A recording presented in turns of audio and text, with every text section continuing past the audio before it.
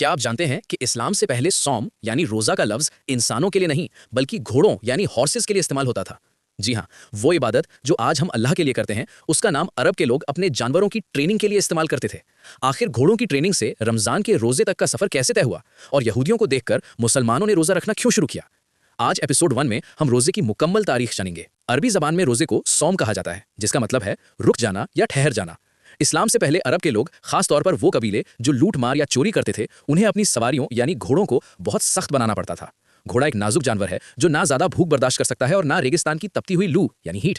इसलिए ये लोग अपने घोड़ों को सौम करवाते थे, यानी उन्हें भूखा प्यासा रखकर तपती धूप में बांध देते थे। बाकी जानवर धूप से बचने के लिए अपना मुंह छुपा लेते थे, लेकिन इन घोड़ों का मुंह जबरदस्ती सूरज की तरफ रखा जाता था ताकि वो सख्त गर्मी और भूख की शिद्दत को बर्दाश्त करना सीख जाएं। इस ट्रेनिंग को वो सौम कहते थे। अल्लाह ने बाद में इसी लफ्ज़ को मुसलमानों के लिए चुना, लेकिन लूट मार की ट्रेनिंग के लिए नहीं बल्कि नफ्स से लड़ने की ट्रेनिंग के लिए। जब हज़रत मोहम्मद सल्लल्लाहु अलैहि वसल्लम मक्का से हिजरत करके मदीना तशरीफ लाए तो रोज़े की तारीख में एक नया मोड़ आया।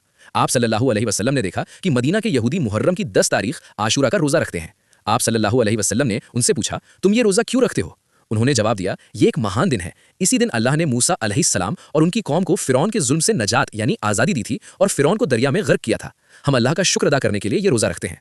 ये सुनकर नबी करीम सल्लल्लाहु अलैहि वसल्लम ने फरमाया, हम मूसा अलैहिस्सलाम के यानी उनके तरीके पर चलने के तुमसे ज़्यादा हकदार हैं। लिहाजा आप सल्लल्लाहु अलैहि वसल्लम ने मुसलमानों को हुक्म दिया कि आशुरा का रोज़ा रखा जाए और खिलाफत के लिए ये भी कहा गया कि सिर्फ एक नहीं बल्कि 2 रोज़े रखें, 9 और 10 मुहर्रम, ताकि यहूदियों से हमारा तरीका अलग हो जाए। शुरुआत में आशुरा का रोज़ा और हर महीने के 3 रोज़े अय्याम बीज यानी 13, 14 और 15 तारीख का रिवाज था। ये मुसलमानों की रूहानी ट्रेनिंग का दौर था। लेकिन फिर वो मुबारक घड़ी आई, 2 हिजरी शाबान का महीना।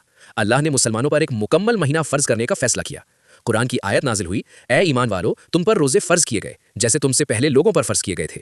जब रमज़ान के 30 रोज़े फ़र्ज हो गए तो आशुरा का रोज़ा और बाकी नफली रोज़ों की फ़र्जियत खत्म हो गई। अब वो नफल यानी ऑप्शनल बन गए और रमज़ान फ़र्ज हो गया। तो दोस्तों, आज के इस एपिसोड में हमने ये तो जान लिया कि रोज़े का वजूद कैसे हुआ और ये हम पर कैसे फ़र्ज हुआ। लेकिन एक सवाल अभी भी बाकी है जो सबसे ज़्यादा ज़रूरी है।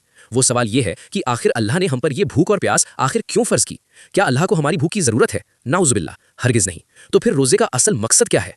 अगले एपिसोड यानी पार्ट 2 में हम जानेंगे उस जज्बे को जो आज कहीं खो गया है। हम देखेंगे कि सहाबा कराम रज़ियल्लाहु रोज़े की हकीकत को कैसे समझते थे। वो खुद तो भूखे रहते थे, लेकिन अपने मासूम बच्चों को खिलौने देकर रोज़े की ट्रेनिंग कैसे देते थे।